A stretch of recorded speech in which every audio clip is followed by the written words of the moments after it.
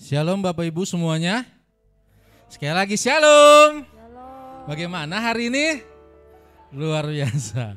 Yang jawab hanya sebelah sini saja nih. Yang sini kurang suaranya. Saya tanya lagi semuanya. Shalom semuanya. Bagaimana kabar hari ini? Luar biasa. Kita berikan kemuliaan bagi nama Tuhan dulu yuk. Oke.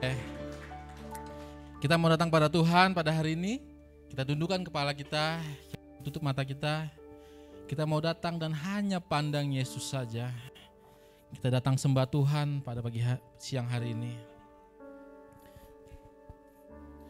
Terima kasih Tuhan. Terima kasih Yesus. Angkat suaramu, kita sembah Tuhan. Kami memuji Engkau Yesus, sebab Engkau yang perkasa. Mulialah nama-Mu Tuhan, mulialah Engkau Yesus, Kau Bapa-Ku yang besar. Kami datang menyembah, kami datang bersujud Tuhan.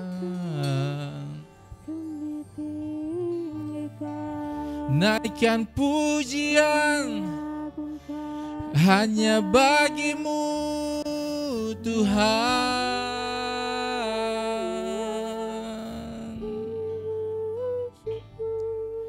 Haleluya, haleluya, glory, glory. Kami datang menyembah, kami datang bersujud padamu Tuhan Yesus. Haleluya, haleluya. Mari kita datang pada Tuhan seperti rusa yang haus rindu aliran sungai-Mu. Sebab kami percaya Tuhan, hanya Engkau yang pribadi yang mengenal hati kami Bapa.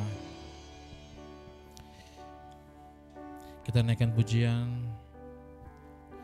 Seperti rusa yang haus rindu aliran sungai-Mu,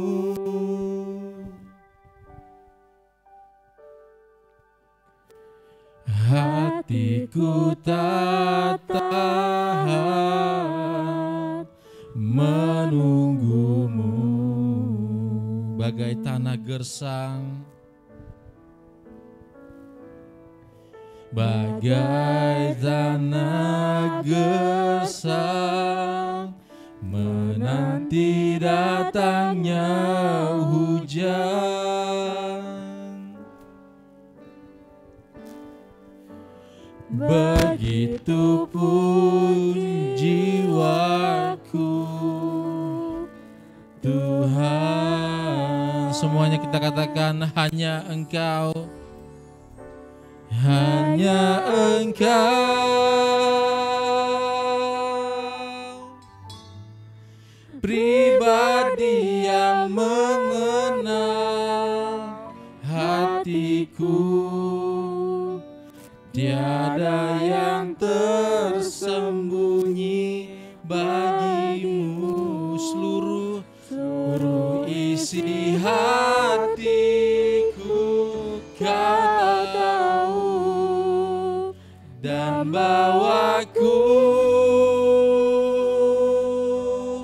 Yesus untuk lebih dekat lagi padamu,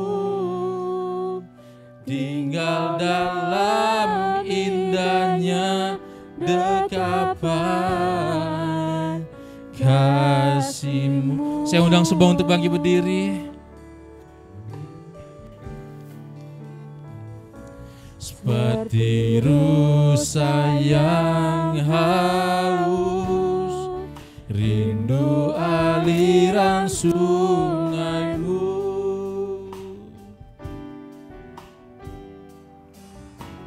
Hatiku tak tahan menunggumu, bagai tanah gersang menanti datangnya hujan.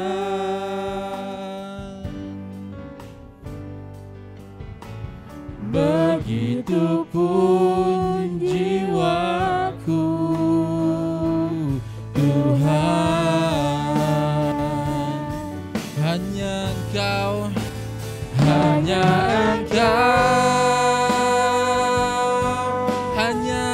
Engkau pribadi yang mengenal hatiku. Tiada yang tersembunyi bagimu, seluruh isi hatiku Kau tahu, dan bawa kami tuh lebih dekat, untuk lebih dekat lagi padamu, tinggal dalam indahnya dekapan kasih-Mu. Hanya Engkau Tuhan, hanya Engkau, oh, pribadi yang mengenal hatiku. Tiada yang tersembunyi bagimu, seluruh isi hatiku Kau tahu, dan bawaku untuk lebih dekat lagi padamu, tinggal dalam indahnya dekapan kasih. Kita naikkan pujian bagi nama Tuhan lebih sungguh. Kita katakan hanya Engkau, hanya Engkau. Benar Bapa, hanya Engkau. Yes, hatiku tiada yang tersembunyi bagimu, seluruh isi hatiku Kau tahu, dan bawaku. Kami mau lebih dekat padamu Tuhan, lebih dekat lagi padamu, tinggal dalam indahnya dekapan. Sekali lagi kita mau katakan hanya Engkau, hanya Engkau, hanya Engkau Yesus, pribadi yang mengenal hatiku. Tiada yang tersembunyi bagimu, seluruh isi hatiku Kau tahu, dan bawaku. Benar Bapa, untuk lebih dekat lagi padamu, tinggal dalam indahnya dekapan kasih-Mu. Tinggal dalam indahnya Tuhan, tinggal dalam indahnya dekapan, tinggal dalam indahnya dekat, tinggal dalam indahnya dekapan kasih-Mu.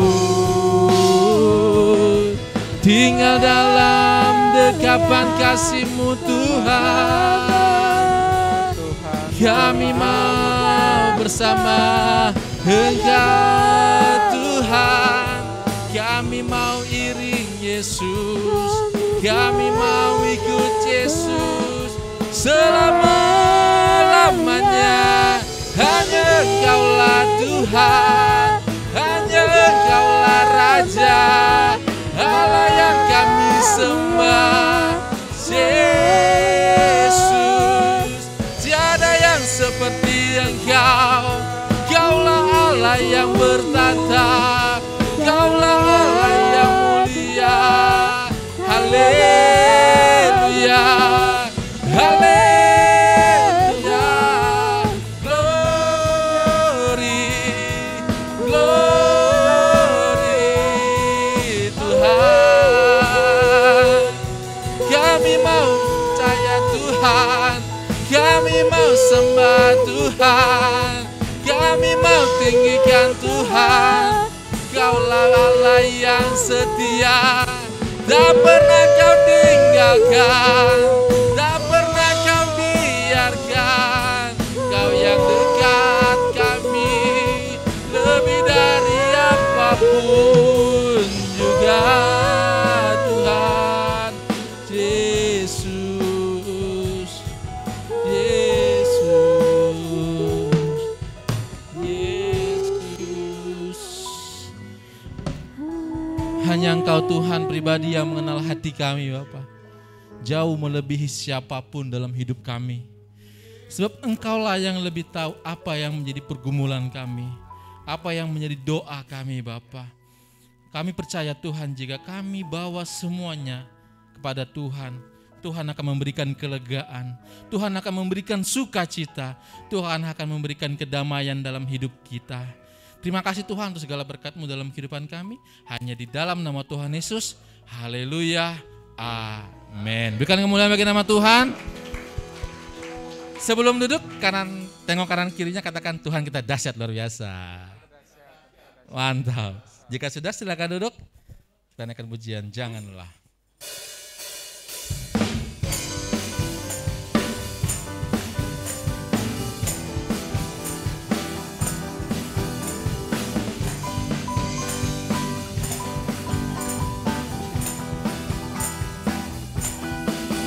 Jangan lelah bekerja di ladangnya Tuhan. Roh Kudus kekuatan yang mengajar dan menopang. Tiada lelah bekerja bersamamu Tuhan, yang selalu mencukupkan atas segalanya. Yes. Ratakan tanah bergelombang, timbullah tanah yang berlubang, menjadi siap dibangun di atas dasar iman. Ratakan tanah bergelombang, timbullah tanah yang berlubang, menjadi siap dibangun di atas dasar iman. Yes. Menjadi siap dibangun di atas iman. Jangan lelah bekerja di ladangnya Tuhan. Roh Kudus yang berkekuatan, Dia mengajar dan menopang. Tiada lelah bekerja bersamamu Tuhan, yang selalu mencukupkan atas segalanya. Semuanya kita angkat pujian. Ratakan tanah bergelombang, timbullah tanah yang berlubang, menjadi siap dibangun di atas dasar iman. Ratakan tanah bergelombang, timbullah tanah yang berlubang, menjadi siap dibangun di atas dasar. Semuanya ratakan. Ratakan tanah bergelombang. Yes. Timbunlah tanah yang berlubang. Sambil tepuk tangan. Menjadi siap dibangun Di atas dasar iman. Ratakan tanah bergelombang. Timbullah tanah yang berlubang. Menjadi siap dibangun. Sekali lagi. Atas dasar iman. Ratakan. Ratakan tanah bergelombang. Timbullah tanah yang berlubang. Menjadi siap dibangun di atas dasar iman. Ratakan tanah bergelombang. Timbullah tanah yang berlubang. Amin.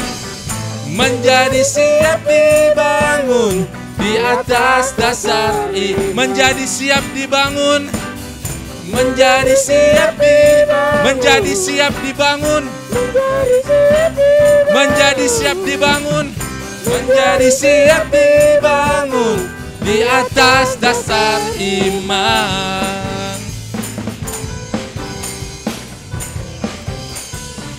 Yes, berikan kemuliaan bagi nama Tuhan. Saya undang semua untuk bangkit berdiri. Kita naikkan pujian bagi nama Tuhan.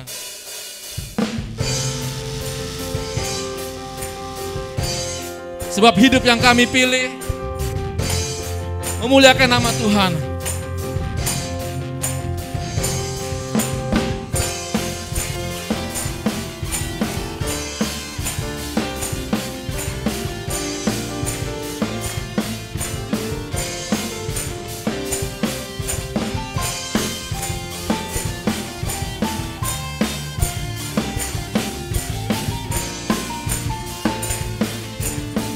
Kita katakan, hidup yang kupilih membuatku berarti. Yes, karena Yesus Tuhan, tempatku percaya dan berharap. Ku buka mataku, yes, lihat sekelilingku. Ku harus nyatakan kebenarannya yang karena siapa? Karena kuasamu, yes. Karena kehebatanmu, oh, ku dapat lakukan perkara besar. Ya, sebut namanya. Yesus, kaulah sahabatku. Yesus, kau yang akan selalu berada di sisiku. Kau sumber kuatku.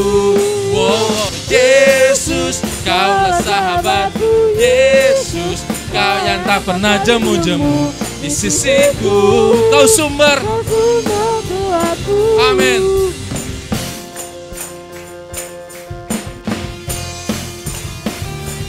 Sebab Yesuslah sumber kuat kita. Hidup yang kupilih membuatku berarti. Karena Yesus Tuhan, tempatku percaya dan berharap. Ku buka mataku, ku lihat, yes, ku harus nyatakan kebenarannya yang membebaskan. Karena kehebatanmu, oh, ku dapat lakukan perkara besar yang engkau janjikan. Yesus, kaulah sahabatku. Yesus, kau yang akan selalu berada di sisiku. Kau sumber. Wow, Yesus, kaulah sahabatku. Yesus, kau yang jemu-jemu di sisiku. Kau sumber. Yes. Biar musik muji nama Tuhan.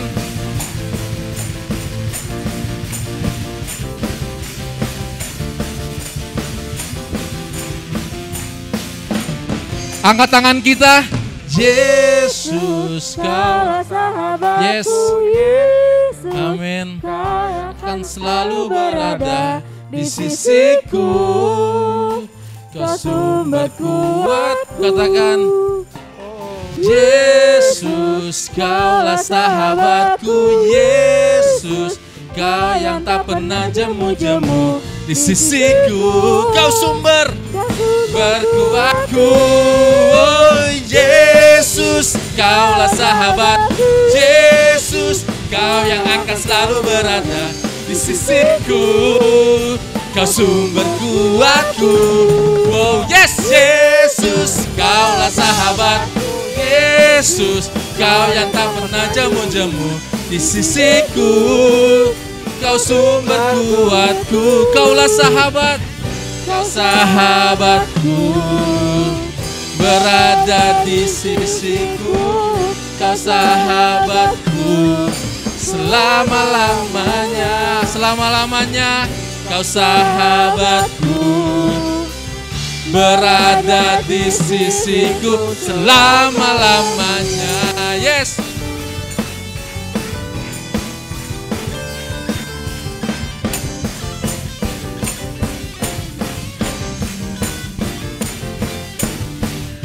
Yeah. Berikan kemuliaan bagi nama Tuhan. Denganmu Tuhan. Kita mau bersorak bagi nama Tuhan. Satu pujian bagi Allah.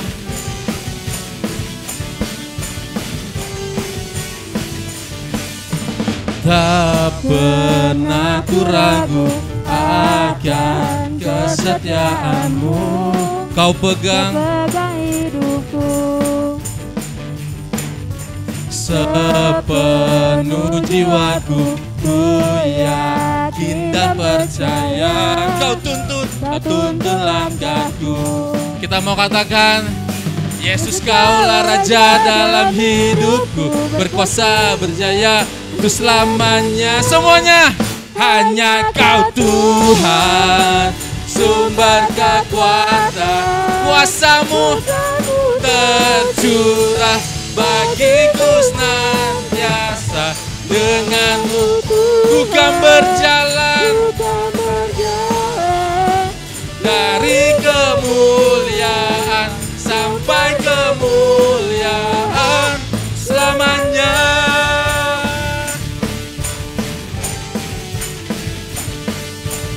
Dari kemuliaan sampai kemuliaan selama-lamanya. Tak pernah ku ragu akan kesetiaanmu.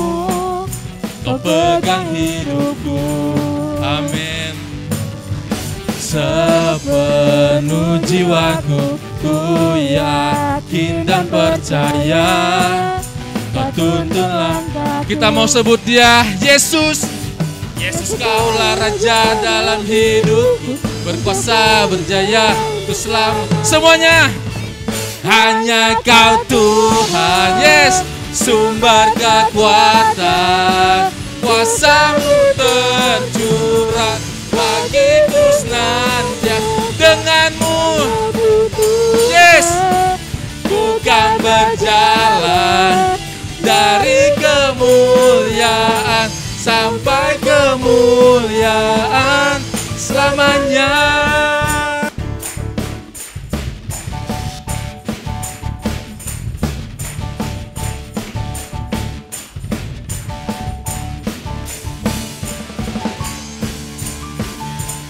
Tak pernah kita ragu akan kesetiaan Tuhan. Sama-sama. Yesus Kaulah Raja dalam hidupku, berkuasa berjaya selamanya. Yesus Kaulah Raja dalam hidupku, berkuasa berjaya untuk selamanya. Yesus Kaulah Raja dalam hidupku, berkuasa berjaya untuk selamanya. Hanya Kau Tuhan, yes, sumber kekuatan. Kuasamu tercurah bagiku senantiasa. Denganmu Tuhan, ku kan berjalan dari kemuliaan sampai kemuliaan selamanya.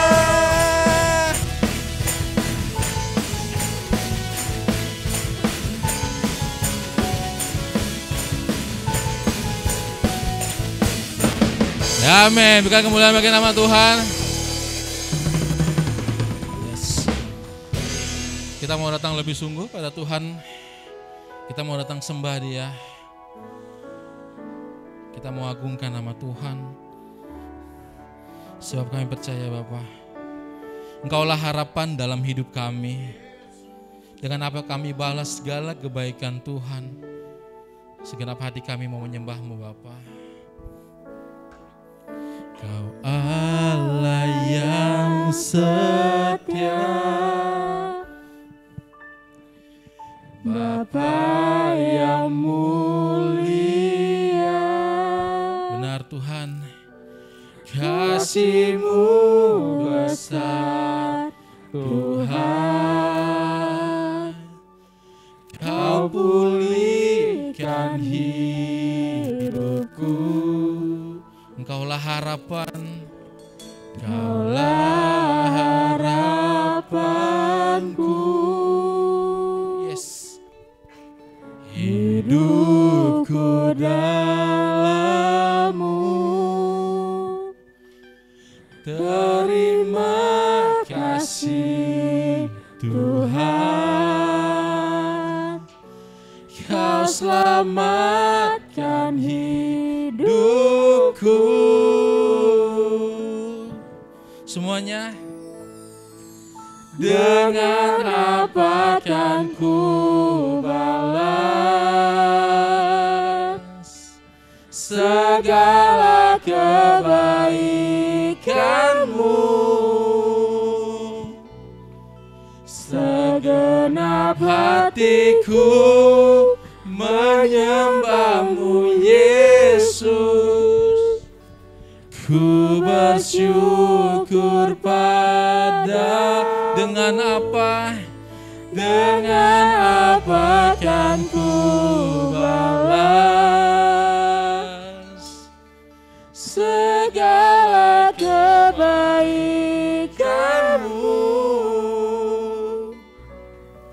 Segenap hatiku menyembah-Mu Yesus. Ku bersyukur padamu selamanya. Kita berikan kemuliaan bagi nama Tuhan. Kau Allah yang setia, sebab Kau Allah yang setia, Bapa yang mulia. Kasih-Mu besar Tuhan. Kau pulihkan hidupku. Kaulah harapanku. sebab kami yakin hidup kami dalam-Mu. Hidupku dalam-Mu. Amin. Terima kasih Tuhan. Kau selamatkan hidupku. Dengan apa kan ku balas segala kebaikan-Mu. Segenap hatiku menyembah-Mu Yesus.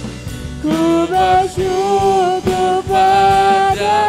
Dengan apa kami balas Dengan apa kan ku balas segala kebaikan-Mu Tuhan.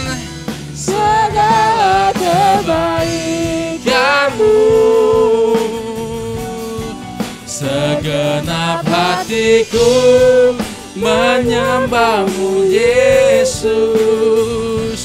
Ku bersyukur Semuanya dengan apa?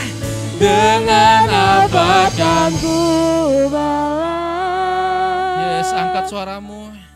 segala kebaikan-Mu. Rasakan kebaikan Tuhan. Segenap hatiku menyembahmu Yesus. Ku bersyukur Dengan apa Tuhan? Dengan apa kan ku Tuhan yang begitu baik, Tuhan yang begitu setia. segala kebaikan-Mu, segenap hatiku menyembahmu Yesus. Ku bersyukur padamu. Dengan apa? Dengan apa kan ku balas segala kebaikan-Mu, segenap hatiku menyembahmu Yesus. Ku bersyukur padamu. Ku bersyukur padamu. Ku bersyukur padamu selamanya.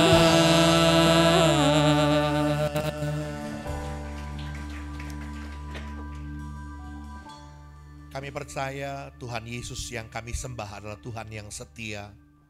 Tuhan yang tidak pernah meninggalkan kami. Tuhan yang sungguh memperdulikan hidup kami. Layaklah Tuhan Kau menerima segala pengagungan, pujian, penyembahan kami. Kami percaya Roh-Mu yang kudus yang hadir bersemayam di atas pujian penyembahan kami. Kami percaya kehadiran Allah, maka di situ terjadi kemerdekaan. Berbeda di saat kami datang Tuhan, ketika kami tinggalkan ruangan ini, kami sudah mengalami pemulihan dari Tuhan. Kami sudah mengalami pembaharuan, bahkan kekuatan baru, damai sejahtera Tuhan tercurah buat hidup kami. Kesembuhan ilahi kami nikmati pagi ini. Terima kasih Tuhan Yesus, mari bawa kami lebih dalam lagi untuk kami belajarkan firman-Mu. Berikan kami hati dan telinga seorang murid yang mau dididik, yang mau diajar oleh firman Tuhan. Berikan kami tanah hati yang baik, tanah hati yang siap terima taburan benih firman Tuhan. Mari Roh Kudus urapi juga hamba-Mu, jadikan hamba-Mu sebagai alat-Mu yang efektif di tangan-Mu. Biar setiap perkataan pernyataan hamba adalah pernyataan yang datang dari Tuhan. Kami siap diberkati hanya di dalam nama Tuhan Yesus Kristus. Semua kita yang siap belajar firman Tuhan, katakan amin. Yuk kita kasih tepuk tangan yang meriah buat Tuhan. Oke, sebelum duduk bilang sebelah kiri, sebelah kanannya, Tuhan Yesus baik, Tuhan Yesus baik. Baik, kalau sudah silakan duduk saudara, puji Tuhan. Jemaat Tuhan boleh katakan shalom. Selamat pagi, selamat datang beribadah di dalam rumah Tuhan. Satu sukacita yang besar kalau pagi hari ini kita boleh bersama-sama menikmati kebaikan Tuhan. Mari kita akan lihat Alkitab kita saudaraku bersama-sama. Tolong materinya dipersiapkan. Matius pasal 4 ayat 1-11. Hari ini kita mau belajar menang atas ujian. Ya, tidak bisa tidak saudaraku bahwa setiap kita, Paulus katakan, diwajibkan untuk masuk dalam pertandingan iman, dalam perlombaan iman. Setiap kita tidak bisa tidak akan masuk dalam sebuah pengujian kehidupan untuk membuktikan kualitas iman kita. Dan yang terpenting saudaraku, pada akhirnya kita akan tampil menjadi lebih daripada pemenang. Yuk kita akan lihat Alkitab kita dalam Injil Matius pasal yang keempat. Kita akan baca dari ayat yang pertama sampai ayat yang ke-11. Untuk mempersingkat waktu saya akan bacakan saja dengan cepat. Bapak Ibu Saudara boleh perhatikan Alkitabnya baik-baik. Dengan perikop pencobaan di padang gurun. Maka Yesus dibawa oleh Roh ke padang gurun untuk dicobai iblis. Dan setelah berpuasa 40 hari dan 40 malam, akhirnya laparlah Yesus. Lalu datanglah si pencoba itu dan berkata kepadanya, jika engkau anak Allah, perintahkanlah supaya batu-batu ini menjadi roti. Tetapi Yesus menjawab, ada tertulis, manusia hidup bukan dari roti saja, tetapi dari setiap firman yang keluar dari mulut Allah. Kemudian iblis membawanya ke kota suci dan menempatkan dia di bumbungan bait Allah. Lalu berkata kepadanya, jika engkau anak Allah, jatuhkanlah dirimu ke bawah. Sebab ada tertulis mengenai engkau, ia akan memerintahkan malaikat-malaikatnya dan mereka akan menatang engkau di atas tangannya. Supaya kakimu jangan terantuk kepada batu. Yesus berkata kepadanya, ada pula tertulis, janganlah engkau mencobai Tuhan Allahmu. Dan iblis membawanya pula ke atas gunung yang sangat tinggi dan memperlihatkan kepadanya semua kerajaan dunia dengan kemegahannya. Dan berkata kepadanya, semuanya itu akan kuberikan kepadamu jika engkau sujud menyembah aku. Maka berkatalah Yesus kepadanya, enyahlah iblis, sebab ada tertulis, engkau harus menyembah Tuhan Allahmu dan hanya kepada Dia sajalah engkau berbakti. Ayat 11 kita baca sama-sama. Lalu iblis meninggalkan dia dan lihatlah malaikat-malaikat datang melayani Yesus. Saudaraku, waktu saya masih kecil, saudaraku, saya bertanya-tanya kenapa kok Yesus yang katanya Tuhan kok dicobai sama iblis? Ya, rupanya saudaraku memang waktu Yesus datang ke dalam dunia ini, menginkarnasikan dirinya sebagai manusia. Dia meninggalkan kealahannya dan menjadi sama seperti manusia. Dan iblis mencobai dia. Dan Roh Kudus mengizinkan ya apa yang terjadi untuk melihat apakah Yesus sungguh-sungguh berpegang kepada firman Tuhan. Dan hal yang menarik saya katakan tadi, saudaraku. Kalau Yesus saja ketika dia menginkarnasikan dirinya menjadi manusia, dia dicobai, dia diuji.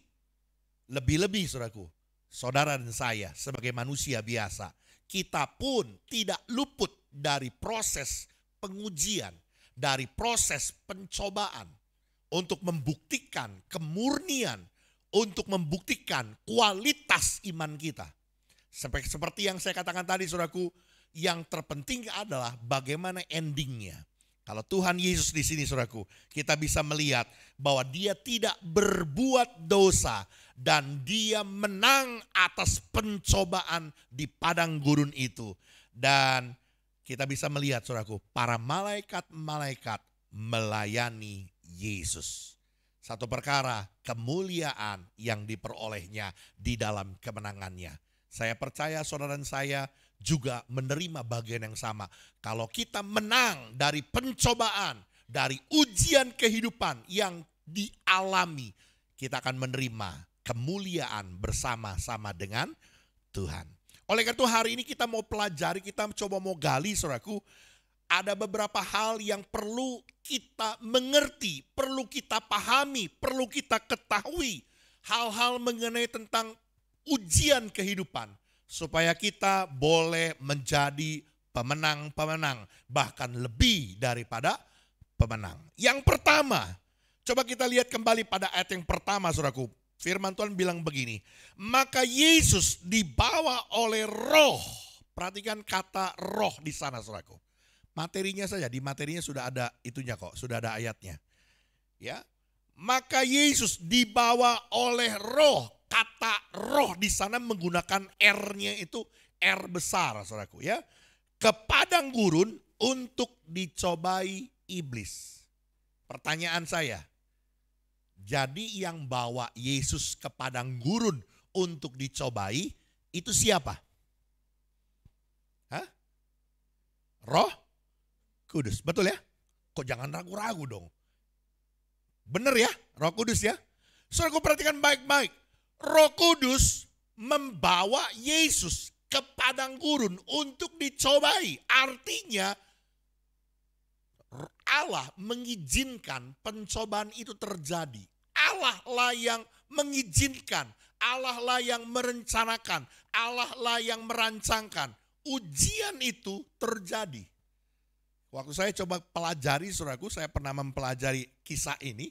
Gambarannya seperti kucing nenteng anaknya saudaraku. Ngegigit di bagian lehernya gitu ya. Seperti itu gambarannya Yesus di tengah-tengah kota. Di Galilea tiba-tiba dia dibawa ke padang gurun. Ya. Saya mau katakan sekali lagi saudaraku.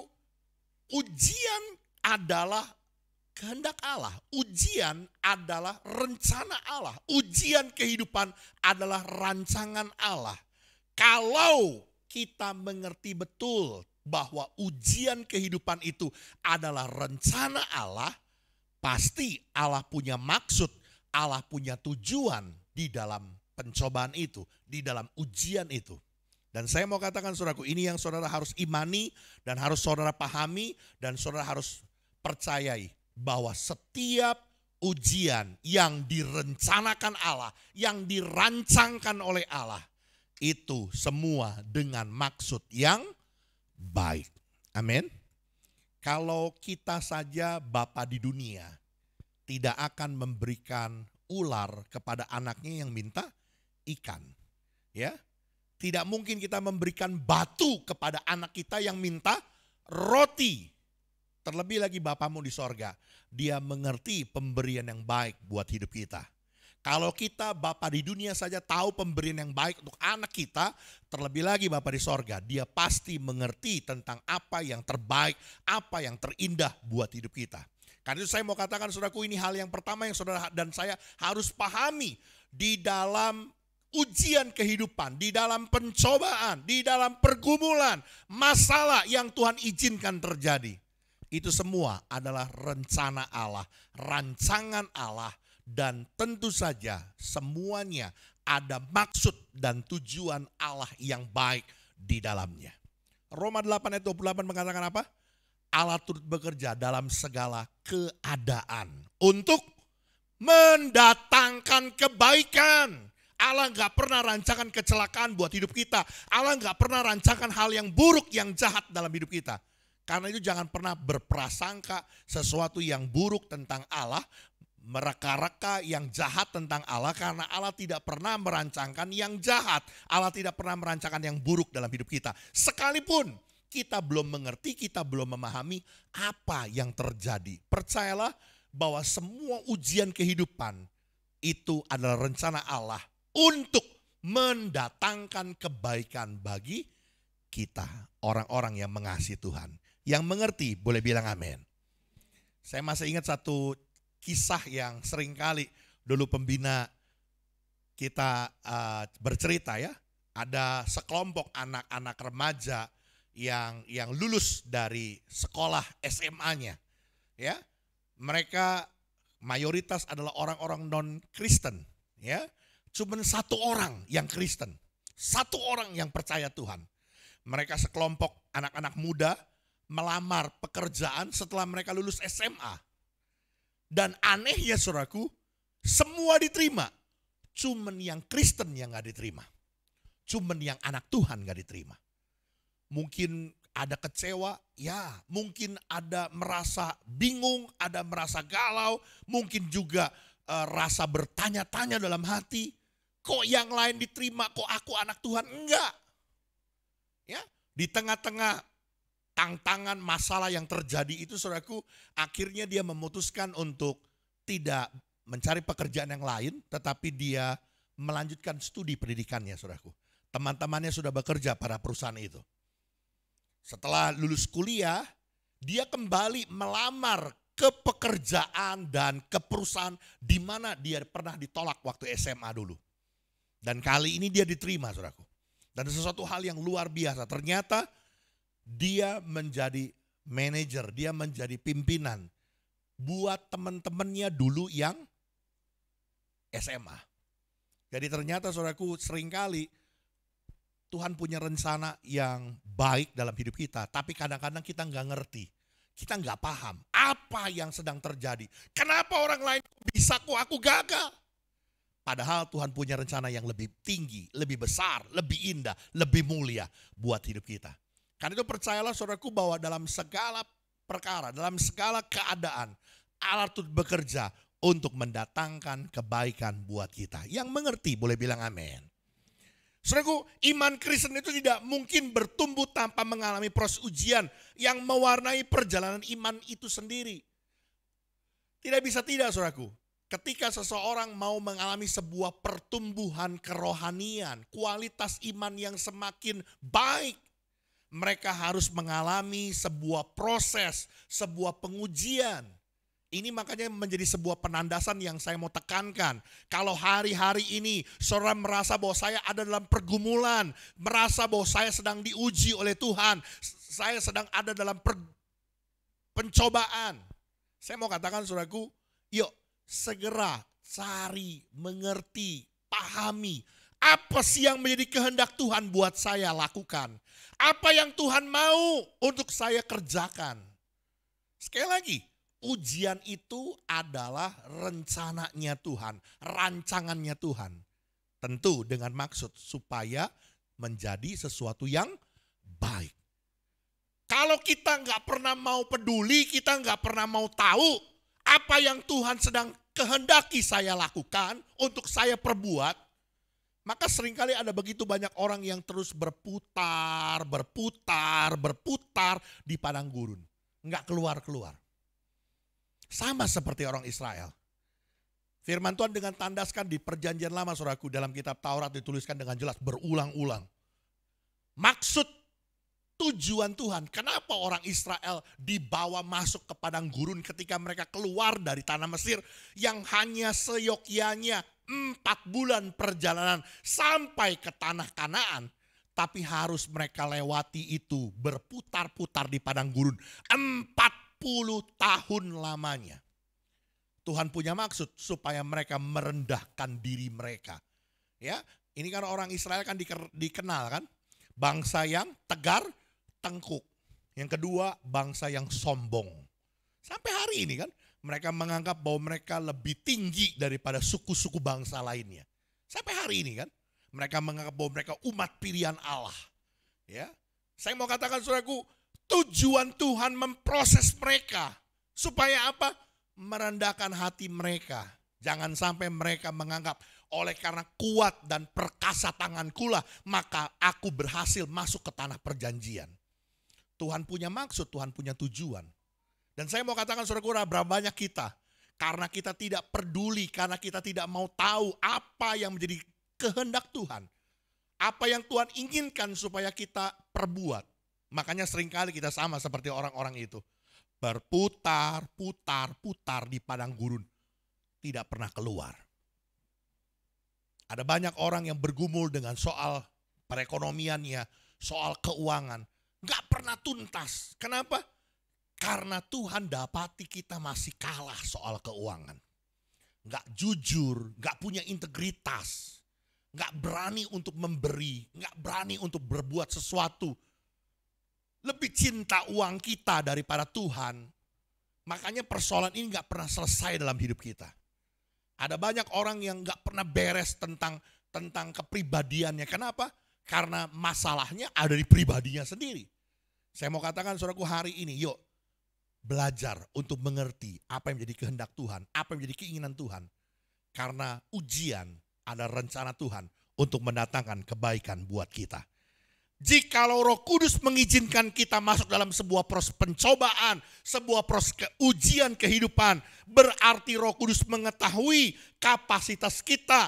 Karena tidak mungkin kita dicobai melebihi kekuatan kita. Dan ketika kita dicobai, maka Tuhan juga menyiapkan jalan keluar yang terbaik. Ini yang kita harus pahami dan kita mengerti, saudaraku.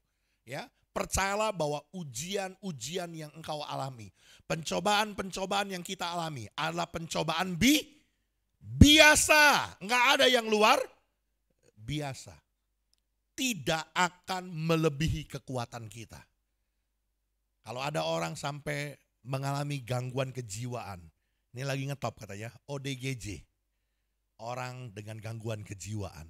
Bukan karena pencobaannya terlalu berat, tapi respon dia untuk menangani persoalannya yang salah. Sehingga akhirnya dia mengalami gangguan kejiwaan. Kalau firman Tuhan berkata pencobaan-pencobaan yang kau alami adalah pencobaan biasa yang tidak akan melebihi kekuatanmu, percayalah bahwa Tuhan setia dan adil. Dia tidak akan memberikan pencobaan yang melebihi kekuatan kita. Saya sering kasih contoh, saudaraku. Dulu saya punya anak masih kecil-kecil. Kami ada loteng lantai 2. Kalau misalkan kira-kira anak saya waktu umur 2 tahun, saya bilang begini, ini ada beras 10 kilo, naikin ke lantai 2. Itu anak umur 2 tahun tarik-tarik itu beras gitu ya. 10 kilo doang kan. Kita bilang begini, cuma 10 kilo. Lihat nih papi nih, pakai 1 tangan doang. Tuh, gampang. Coba sekarang kamu bawa naikin ke lantai 2. Itu anak tarik-tarik itu kan, anak 2 tahun tarik-tarik beras 10 kilo. Sekarang yang rada-rada itu bapaknya apa anaknya gitu. Saya mau bilang, bapamu di sorga nggak rada-rada. Dia ngerti ukuran yang terbaik untuk kita. Dia bukan mencobai kita untuk mencelakakan, tapi dia ingin menguji dan dia ingin menumbuhkan sesuatu yang baik, perkara yang indah di dalam hidup kita. Amin. Yakini bahwa pencobaan yang kita alami tidak akan melebihi kekuatan kita. Dan Tuhan setia, dia akan memberikan jalan keluar yang terbaik untuk pergumulan kita. Karena itu saudaraku, firman Tuhan ajar kepada kita, terimalah setiap ujian yang datang sebagai kesempatan sebuah proses untuk kita upgrade, untuk kita meningkatkan kualitas iman kita. Makanya Yakobus bilang, anggaplah sebagai sebuah kebahagiaan. Ini sampai kadang-kadang kita bilang begini, kok ini Yakobus tulisnya kok kayak begitu? Masa kita kena pencobaan, kita kena masalah disuruh senang-senang? Kenapa Yakobus bilang begitu? Karena Yakobus ingin bilang, di tengah-tengah ujian imanmu, di tengah-tengah masalahmu, di tengah-tengah pergumulanmu, itu membuat kita menjadi pribadi yang kuat, yang semakin indah, semakin cemerlang di hadapan Tuhan. Amin. Ini yang pertama saudaraku ya. Hal yang pertama yang harus kita yakini dan kita percaya saudaraku, bahwa Tuhan mau setiap ujian itu pada akhirnya kita tampil menjadi seorang pemenang. Menang di dalam ujian kita. Hal yang pertama yang harus kita pahami bahwa ujian itu adalah rencana Tuhan. Ada maksud Tuhan, ada rencana Tuhan, ada tujuan Tuhan yang baik buat hidup kita. Yang kedua, yuk kita lihat Matius pasal 4 ayat 4. Firman Tuhan bilang begini, tetapi Yesus menjawab, ada tertulis manusia hidup bukan dari roti saja, tetapi dari setiap firman yang keluar dari mulut Allah. Yang kedua, saudaraku, yang ditandaskan oleh firman Tuhan, hal apa yang menjadi sesuatu yang penting untuk kita mengerti dan kita pahami supaya kita menang dalam ujian kehidupan. Jadikan firman Tuhan, sekali lagi saudaraku, jadikan firman Tuhan satu-satunya pedoman, satu-satunya petunjuk dalam kehidupan kita untuk menghadapi ujian kehidupan. Ya, ini mungkin satu ilustrasi yang pernah saya kemukakan berapa kali, tapi nggak apa-apa saudaraku. Mungkin ada yang belum pernah mendengar gitu ya. Saudaraku, Alkitab itu adalah buku petunjuk manual hidup manusia. Ya. Jadi kalau saudara beli motor, beli mobil, beli mesin cuci, itu pasti ada buku petunjuknya kan, bagaimana cara penggunaannya. Kalau barang saja diciptakan orang ada buku petunjuknya, saya mau bilang saudaraku, terlebih lagi saudara dan saya, diciptakan Tuhan, pasti ada buku petunjuknya, ada buku pedomannya. Supaya hidup saudara berbahagia, supaya hidup saya, hidup saudara diberkati. Apa itu buku petunjuknya? Alkitab. Oh sekarang bukan kitab lagi Pak, elektronik, ya terserah dah apakah begitu ya. Ini jangan sampai salah konsep gitu ya. Dulu orang nulis Alkitab saudaraku pertama tuh di daun, di tembikar, kemudian di kertas papirus yang digulung saudaraku. Dengan teknologi jadi Alkitab buku. Sekarang dengan teknologi lagi jadi Alkitab elektronik. Ya, nggak penting masalah tulisannya di mana, tapi remanya itu loh yang sangat penting. Ya. Buku petunjuk manual hidup manusia, rema firman Tuhan itulah yang menjadi petunjuk, yang menjadi pedoman buat kita menghadapi pencobaan, menghadapi ujian. Engkau akan tampil menjadi pemenang, engkau akan tampil menjadi orang-orang yang mengalahkan persoalan. Kalau kita menggunakan petunjuknya itu adalah firman Tuhan. Oke, next. Setiap serangan yang dilontarkan iblis kepada Yesus selalu ditangkis, selalu dilawan dengan firman Allah. Jadi firman Allah ini adalah merupakan senjata satu-satunya bagi setiap orang percaya dalam menghadapi ujian yang datang. Jadikan saudaraku, firman Tuhan itu satu-satunya pedoman dalam hidupmu. Jangan ditambahin lagi dengan Hong Sui, jangan ditambahin lagi dengan kitab primbon, jangan lagi ditambahin dengan horoskop, jangan ditambahin lagi kata nasihat-nasihat nenek saya, kakek saya, buyut saya. Cukup satu-satunya Alkitab sebagai pedoman hidup kita untuk menghadapi tantangan ujian kehidupan.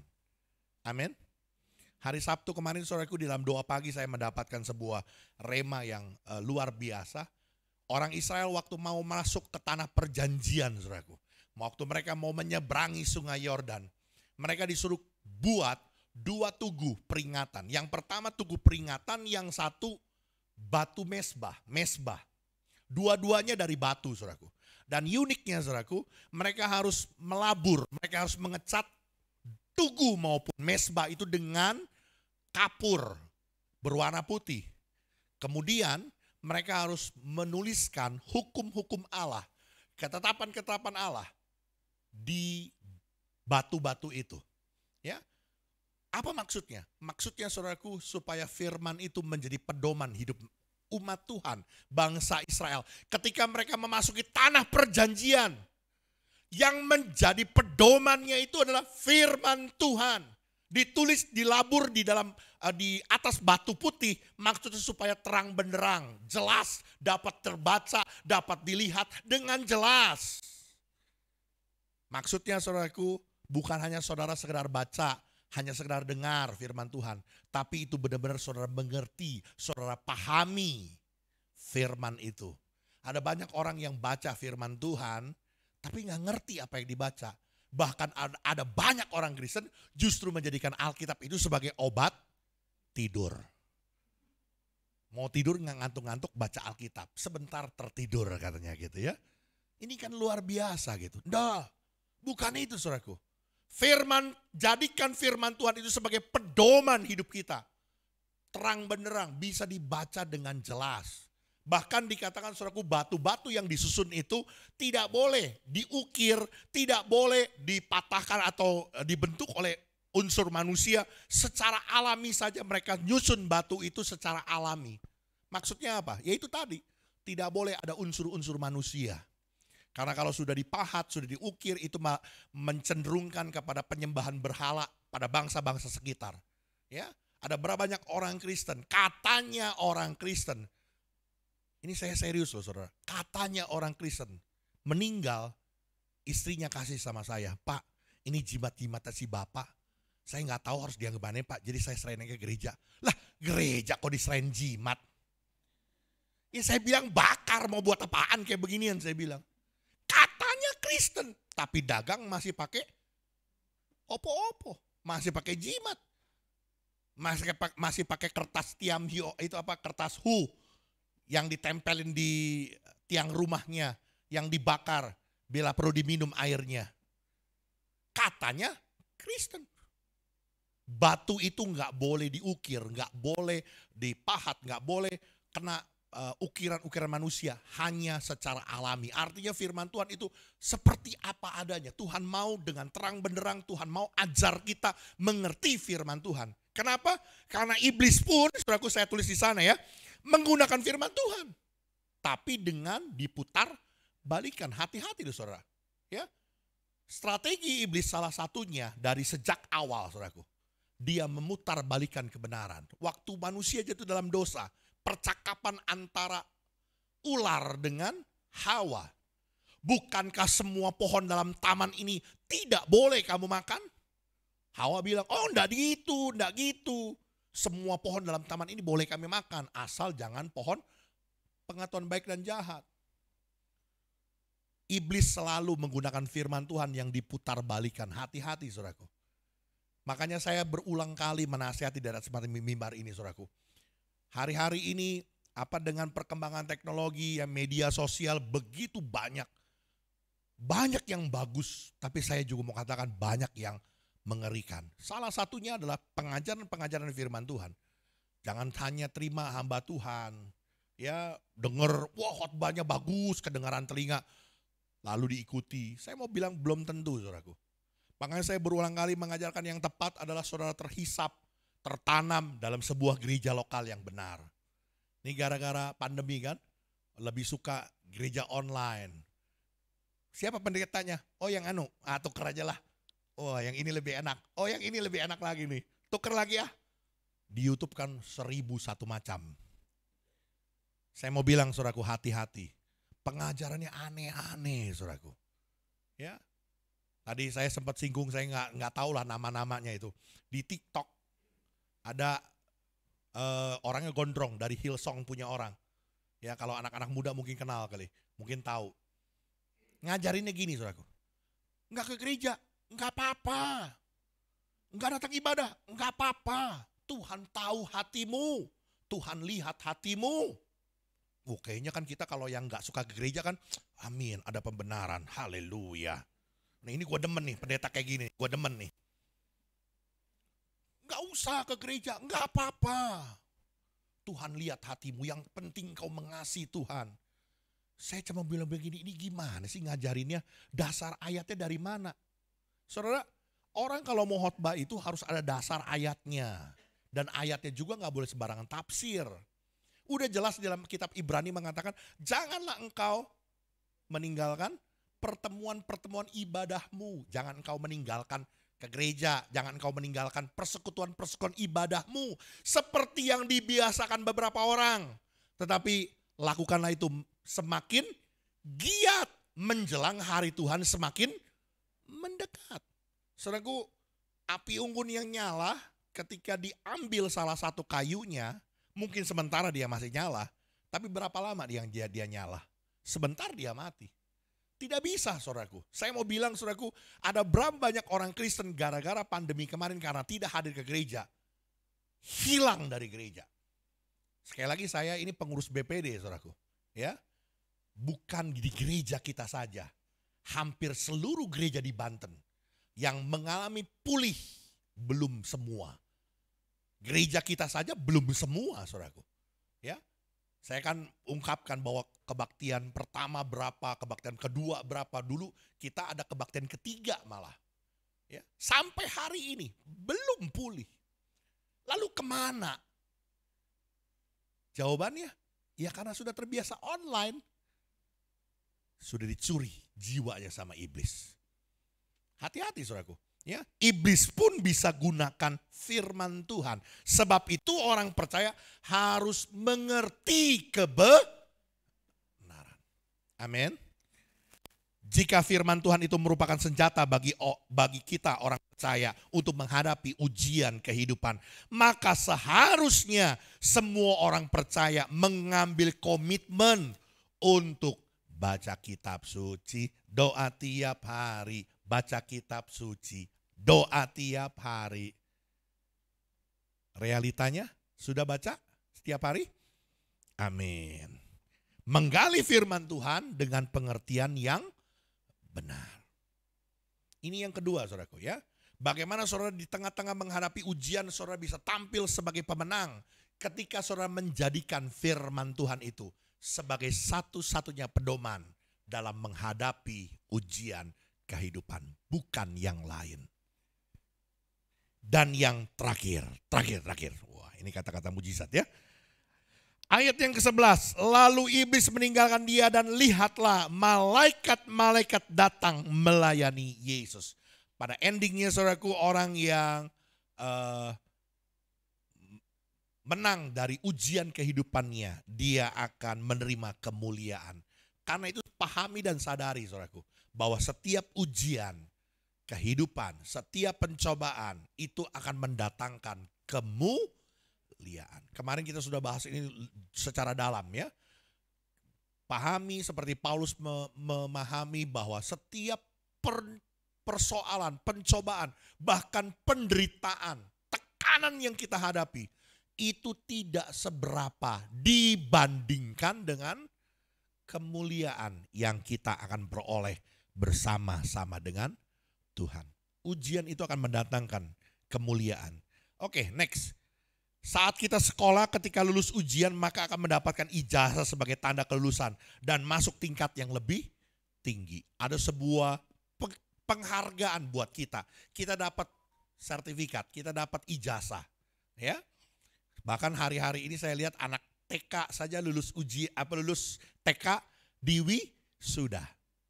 Sampai saya bilang ini jadi nilai sakralnya wisuda jadi hilang nih gitu ya. Karena TK di wisuda, SD di wisuda, SMA di wisuda. Di wisuda sampai S1 di wisuda lagi gitu ya. Sampai nilainya kayaknya udah hilang gitu ya. Saya mau bilang saudaraku, itu semua tanda penghargaan untuk kita terima sebuah kehormatan karena kita sudah lulus. Saya mau katakan lebih lagi buat saudara dan saya yang lulus dalam ujian kehidupan. Kita akan terima kemuliaan bersama dengan Tuhan. Ya, ujian kehidupan yang berhasil kita lampaui akan mendatangkan berkat kemuliaan buat kita. Tingkat kedewasaan iman kita akan membawa kita semakin menuju keserupaan dengan Kristus. Endingnya saudaraku, bahwa setiap kita mau untuk menjadi pribadi yang menjadi seperti Kristus. Tuhan Yesus memberkati kita, biar kita boleh tampil menjadi pemenang-pemenang dari setiap ujian kehidupan yang Tuhan izinkan terjadi dalam hidup kita. Tuhan memberkati kita. Amin. Yuk, saya undang para pemain musik. Kita nyatakan pujian ini sekali lagi, saudaraku.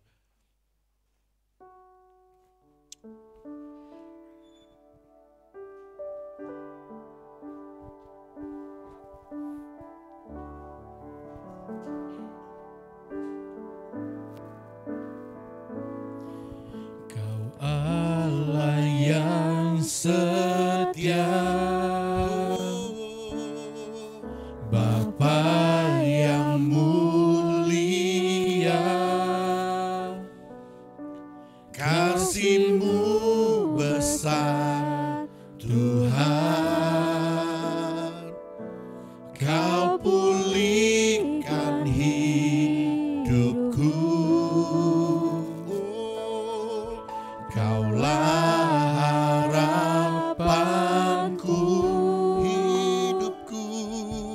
hidupku dalam-Mu. Terima kasih Tuhan, Kau selamatkan hidupku. Dengan apa kan ku balas? Yuk kita makin berdiri bersama-sama di hadapan Tuhan. Segala kebaikan-Mu, segenap hatiku menyembah-Mu Yesus. Ku bersyukur padamu selamanya. Mari nyatakan sekali lagi. Kau Allah yang setia, Bapa yang mulia, kasih-Mu besar Tuhan, Kau pulihkan hidupku. Kaulah harapanku,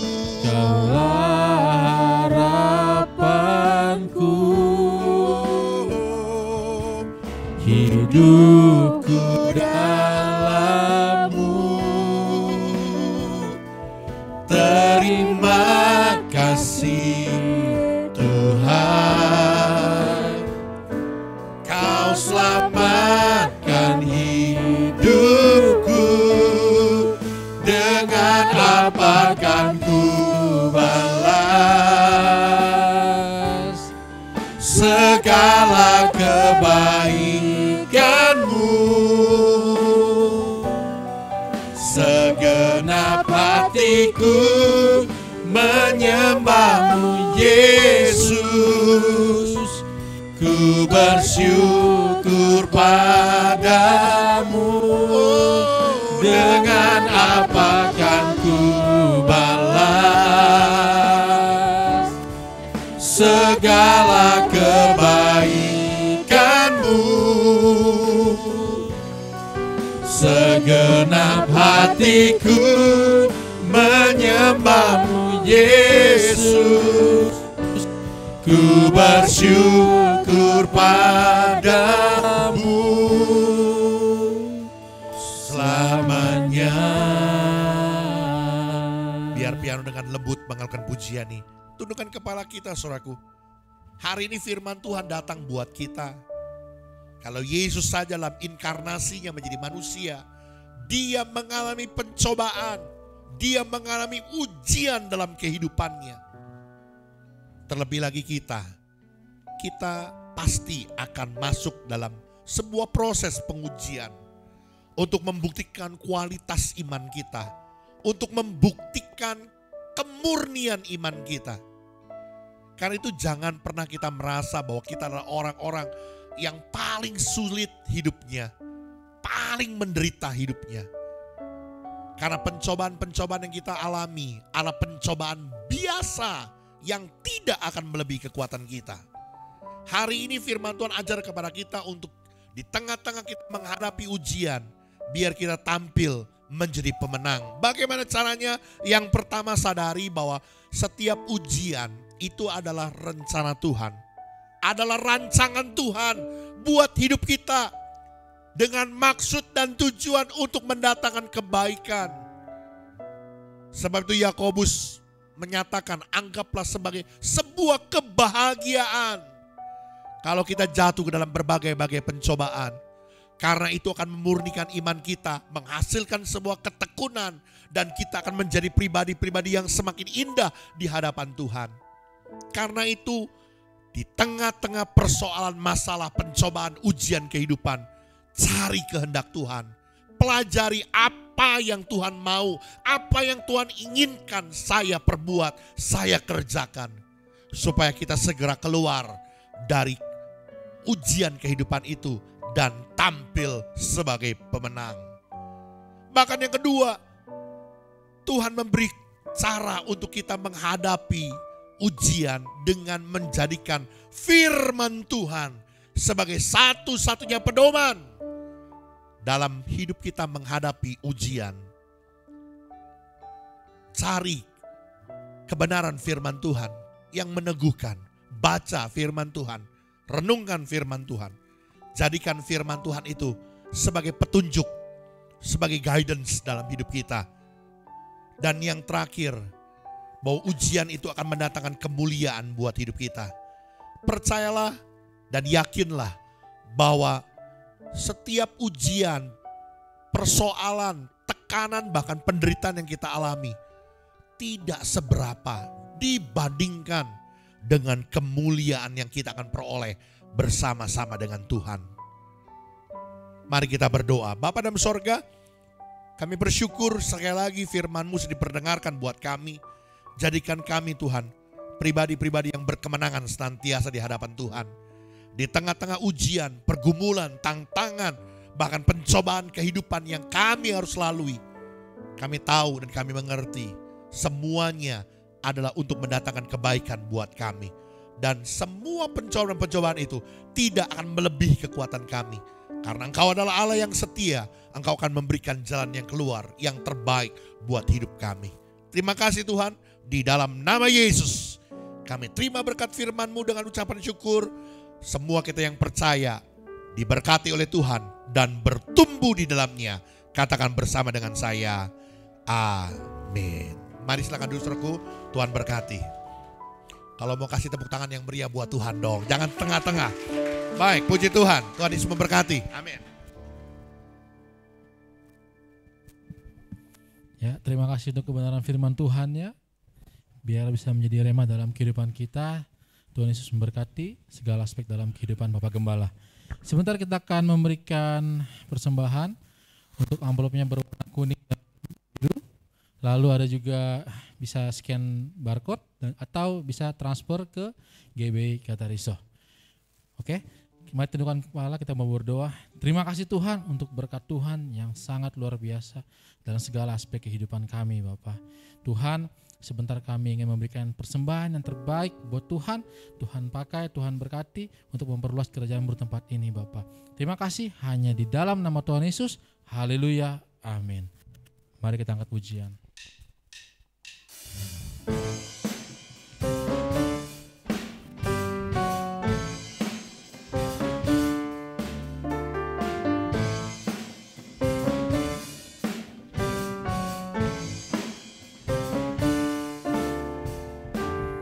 Hanya Kau milikku di surga,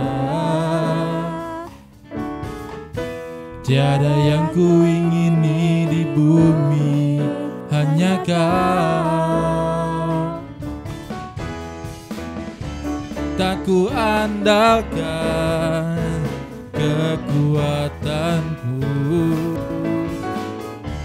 namun yang pasti Kau tetap selamanya Allah sumber kuatku, Allah sumber kuatku, Allah sumber kuatku dan bagianku selamanya. Allah sumber kuatku, Allah sumber kuatku, Allah sumber kuatku dan bagianku selamanya, selamanya, selamanya, selamanya, selamanya.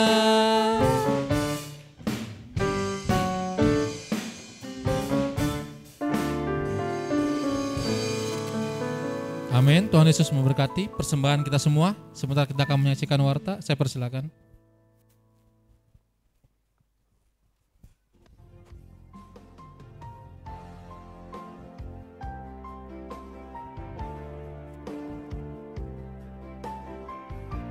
Shalom Jemaat GBI Katarizo, kiranya kita semua dalam penyertaan Tuhan. Warta Jemaat edisi minggu ini tanggal 19 Maret 2023. Bagi jemaat yang ingin memberi persembahan lewat bank, silakan mentransfer ke nomor rekening BCA atas nama GBI Katarizo. Selain itu, jemaat juga dapat memberikan persembahan ke rekening digital lainnya dengan cara menggunakan scan QR barcode atas nama GBI Katarizo yang telah disediakan. Ibadah anak atau Katarizo Kids diadakan setiap hari Minggu pukul 9.15 pagi. Mari Bapak Ibu membawa putra-putrinya untuk hadir di ibadah anak yang diadakan secara onsite bertempat di gereja lantai 2. Mari hadirilah ibadah terobosan doa dan puasa diadakan Rabu depan tanggal 22 Maret 2023 jam 7:30 malam. Ibadah diadakan hanya secara onsite atau tatap muka bertempat di gereja. Sedangkan doa pagi diadakan Sabtu depan tanggal 25 Maret jam 5:30 pagi diadakan via Zoom. Bagi kaum muda-mudi, mari hadirilah ibadah pemuda remaja yang diadakan setiap hari Sabtu.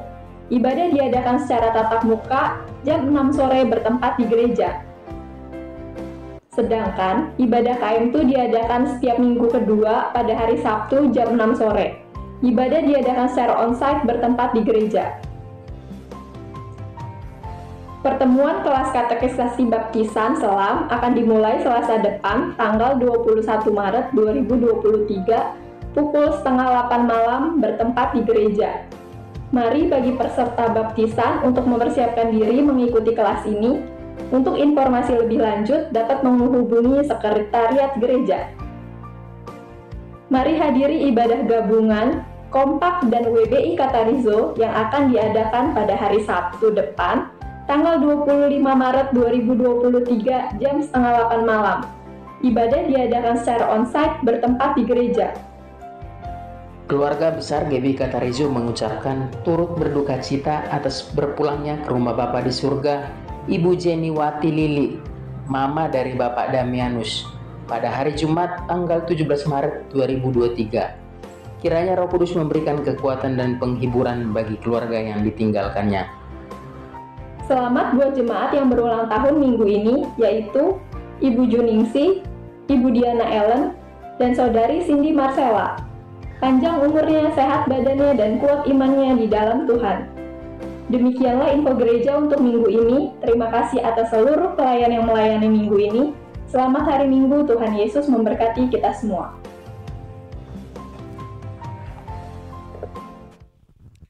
Iya, sekali lagi selamat ulang tahun buat Ibu Yuningsi, Ibu Diana Ellen, juga Saudari Cindy Marcella. Panjang umurnya, sehat badannya, kuat imannya di dalam Tuhan.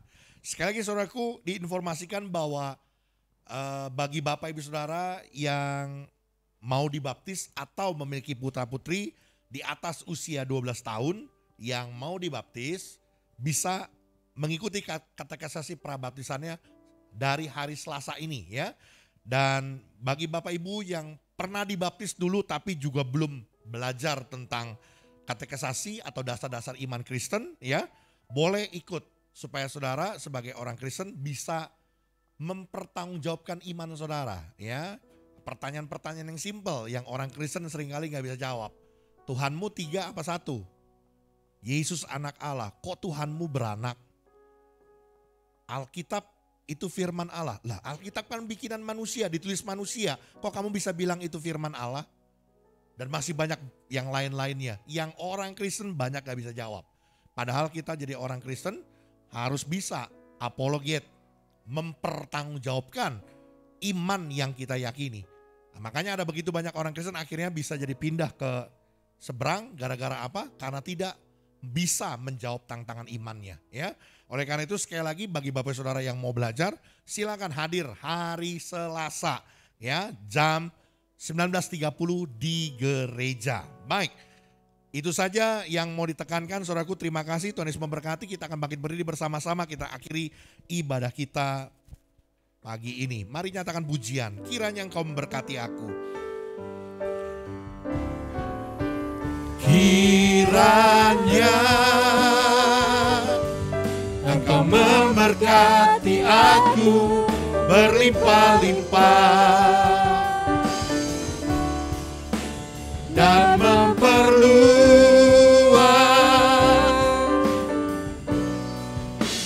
daerahku,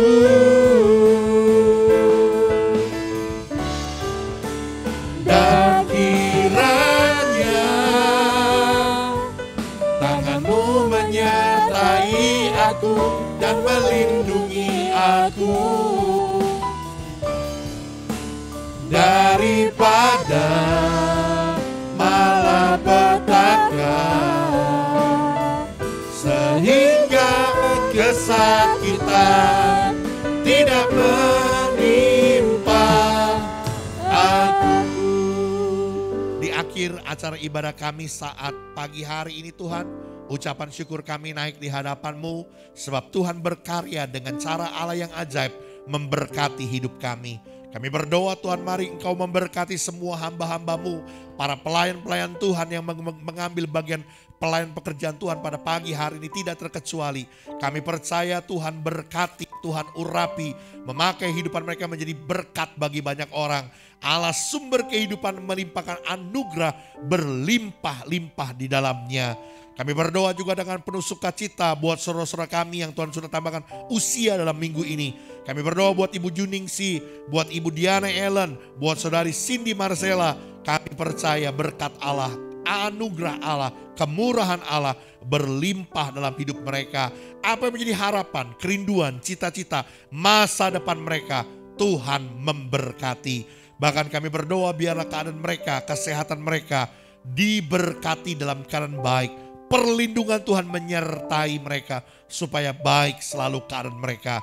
Berdoa Tuhan, mereka tambah usia boleh tambah cinta Tuhan, tambah hidup semakin berkenan dan semakin mengasihi Tuhan. Kami berdoa Tuhan memberkati buat gereja-Mu, Gereja Betel Indonesia, Jemaat Katarizo, Taman Purus Gaga. Kami percaya Tuhan setia akan memberkati pekerjaan Tuhan di tempat ini. Kerinduan hati kami Tuhan, biarlah Tuhan yang akan berkarya dengan cara Allah yang ajaib, memakai wadah gereja kami ini menjadi satu wadah yang besar untuk menjangkau banyak jiwa, untuk menumbuh dewasakan setiap pribadi menjadi umat yang kudus milik kepunyaan Tuhan sendiri. Kami berdoa Tuhan secara khusus, mari Tuhan Kau memberkati dalam setiap ibadah-ibadah kami, bukan sekedar hanya ibadah yang diatur oleh manusia, tapi ibadah yang inspiratif, ibadah yang menghadirkan kuasa Tuhan. Kami berdoa Tuhan, mari Tuhan Engkau yang berkarya di tengah-tengah bangsa kami Indonesia. Kami berdoa biar Tuhan berkati bumi Indonesia, dijauhkan dari segala yang jahat, dari bencana-bencana alam, dari kecelakaan, dari mara bahaya, dari hal-hal yang tidak kami inginkan. Biar Indonesia senantiasa mendapat perlindungan dari Tuhan, diberkati oleh Tuhan. Karena itu kami berdoa buat pemerintahan kami. Mari Tuhan, pemerintahan di pusat, mulai dari Bapak Presiden, Wakil Presiden, dan para menteri, bahkan seluruh pemerintahan daerah-daerah, seluruh staf-stafnya, urapan Tuhan turun atas mereka, memberikan kepada mereka hati yang takut akan Tuhan, hati yang bekerja untuk membawa kesejahteraan bagi seluruh rakyat Indonesia. Kami berdoa Tuhan, biarlah di tengah-tengah bumi Indonesia ini Tuhan, pekerjaan Tuhan di Indonesia juga semakin tersebar dan semakin banyak jiwa yang dimenangkan buat Tuhan. Dan Tuhan memberkati gereja-gereja yang saat-saat ini sedang mengalami persoalan dengan sekitar warga mereka Tuhan, karena penutupan gereja dan sebagainya. Biar pembelaan Tuhan nyata di tengah-tengah gerejamu Tuhan. Terima kasih Tuhan Yesus, mari Kau memberkati pemerintahan kami, aparat penegak hukum, berikan kewibawaan supaya penegakan hukum di Indonesia benar-benar dapat dengan adil terlaksana. Terima kasih Tuhan Yesus, kami berdoa, mari Tuhan Kau memberkati setiap usaha, pekerjaan, bisnis, profesi, pelayanan, studi pendidikan anak-anak-Mu, jemaat-Mu di GBK Tarizo. Tangan Allah di atasnya memberkati, membuatnya menjadi berhasil dan beruntung. Biarlah kemurahan Tuhan, kasih Tuhan tercurah berlimpah-limpah. Umat-Mu, jemaat-Mu tidak ada yang hidup kekurangan, tidak ada yang hidup kesusahan. Semuanya dicukupkan, bahkan berkelimpahan. Karena itu kami yang membutuhkan pekerjaan, kami yang membutuhkan usaha yang baru, Tuhan berkati dan bukakan jalan buat kami. Kami yang punya usaha, kami yang berdagang, kami yang bekerja, kami yang melakukan tindakan-tindakan usaha, Tuhan limpahkan berkat anugerah-Mu berlimpah-limpah. Bahkan damai sejahtera Tuhan turun melingkupi hati kami, terimpartasi di tengah-tengah keluarga kami, menjadi keluarga yang berbahagia dan sejahtera. Karena itu saudaraku, mari arahkan hatimu dan pandanganmu kepada Tuhan, dan terimalah berkat yang besar yang turun dari Dia. Tuhan memberkati engkau dan melindungi engkau. Tuhan menyinari engkau dengan wajahnya dan memberi engkau kasih karunia. Tuhan menghadapkan wajahnya kepadamu dan memberi engkau damai sejahtera. Terimalah anugerah dari Allah Bapa, cinta kasih dari Tuhan kita Yesus Kristus, anugerah persekutuan, penyertaan Roh Kudus menyertai kita mulai dari hari ini sampai Maranatha, Tuhan datang kembali. Semua kita yang percaya diberkati, katakan amin. Ku mau selalu bersyukur, selalu bersyukur. Kau Tuhan yang setia, yang selalu menopang. Ku mau selalu bersyukur, selalu bersyukur. Kau Bapa-Ku yang setia. Ku mau selalu bersyukur, selalu bersyukur. Kau Tuhan yang setia, yang selalu menopang. Ku mau selalu bersyukur, selalu bersyukur. Kau Bapa-Ku yang setia. Kau Bapa-Ku yang setia. Kau Bapa-Ku, Kau Bapa-Ku yang setia.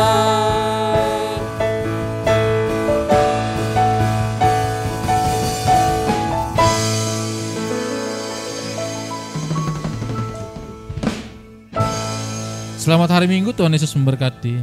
Amin.